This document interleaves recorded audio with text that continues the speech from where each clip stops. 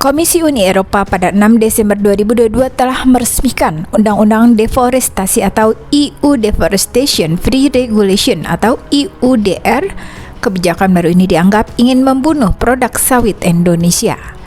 Undang-undang baru diresmikan Uni Eropa untuk mencegah perusahaan menjual kopi, daging sapi, kedelai, karet, minyak sawit, dan komoditas lain yang terkait dengan deforestasi.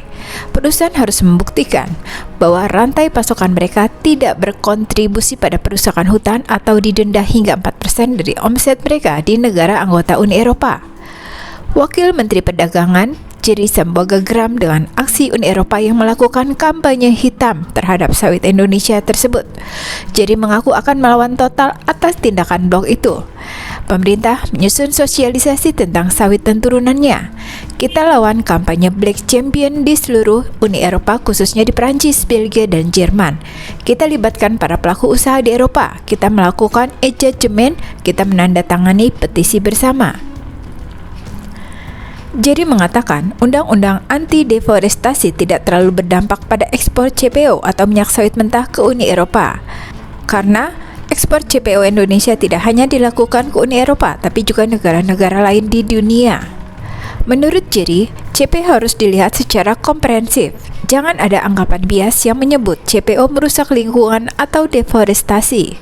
Mereka mencoba memprotek produk lokal mereka, yaitu minyak bunga matahari. Karena bandingkan dengan CPO kita, jauh lebih efisien, lebih bagus kualitas CPO dan lebih murah.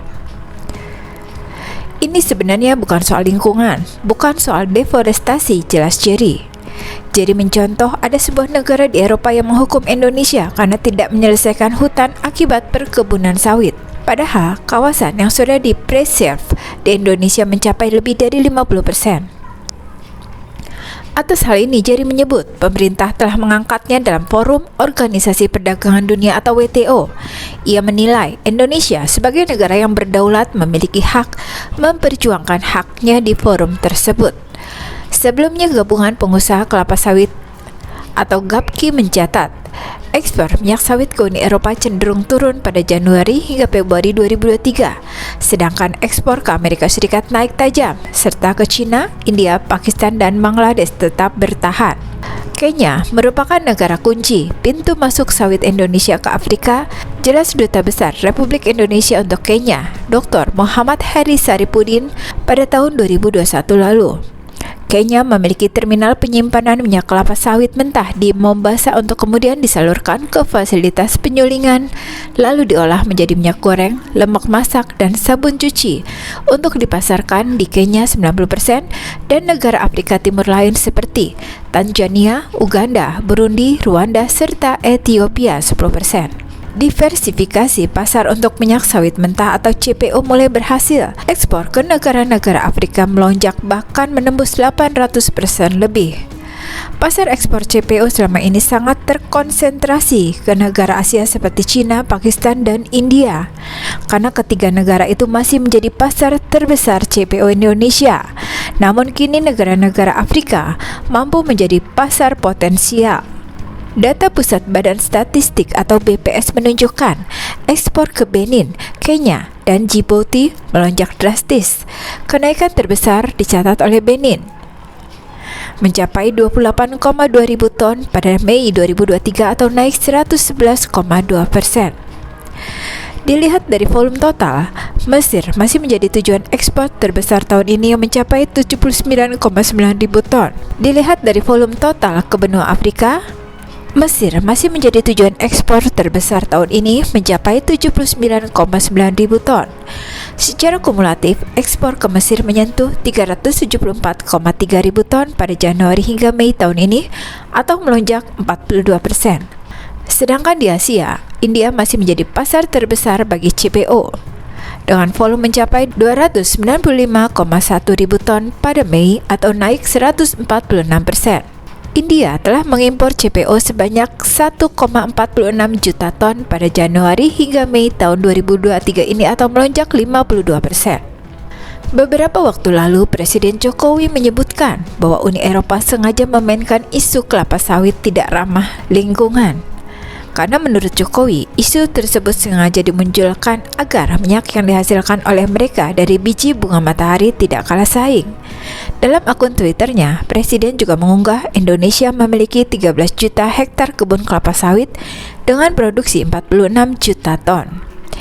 Ini soal perang bisnis antar negara saja, karena CPO lebih murah dari biji bunga matahari mereka, tulis Jokowi dalam unggahan tersebut. Minyak sawit adalah minyak sayur paling populer di dunia. Petani menghasilkan 77 juta ton minyak sawit untuk pasar global di tahun 2018 dan diperkirakan akan terus tumbuh hingga mencapai 107,6 juta ton di tahun 2024. Minyak sawit mudah tumbuh di daerah tropis dan sangat menguntungkan bagi petani. Akan tetapi, perkembangan penanaman sawit dituduh sebagai penyebab penebangan hutan besar-besaran di Indonesia dan Malaysia. Kondisi ini telah membuat pemerintah dan pengusaha berada di bawah tekanan untuk mencari alternatif pengganti kelapa sawit, namun itu tidaklah mudah. Industri sawit sudah menjadi motor pertumbuhan ekonomi nasional, penghasil devisa dan penyerap tenaga kerja sebanyak 16,2 juta pekerja langsung atau tidak langsung. Industri kelapa sawit memenuhi kriteria sebagai industri unggulan yang sangat penting untuk dikembangkan lebih baik lagi dari hulu ke hilir dan ditingkatkan daya saingnya dan dijaga keberlanjutannya. Dari sisi permintaan, produk sawit memenuhi kebutuhan pangan dan non-pangan.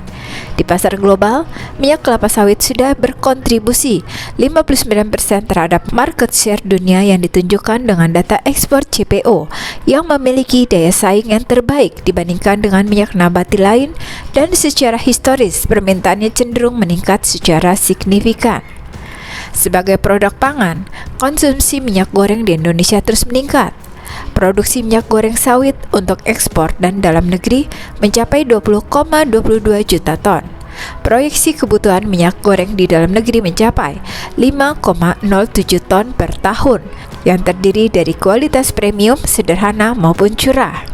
Minyak sawit kerap dituding sebagai produk yang tidak sehat karena mengandung kolesterol tinggi dan dapat menyebabkan berbagai penyakit seperti jantung dan lain-lain. Padahal sesungguhnya riset membuktikan bahwa tudingan tersebut tidaklah benar.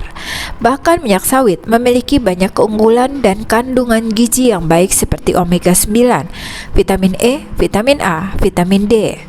Minyak sawit telah ditetapkan sebagai bahan pokok pembawa bahan fortifikasi untuk mengatasi masalah kekurangan vitamin A di tingkat nasional.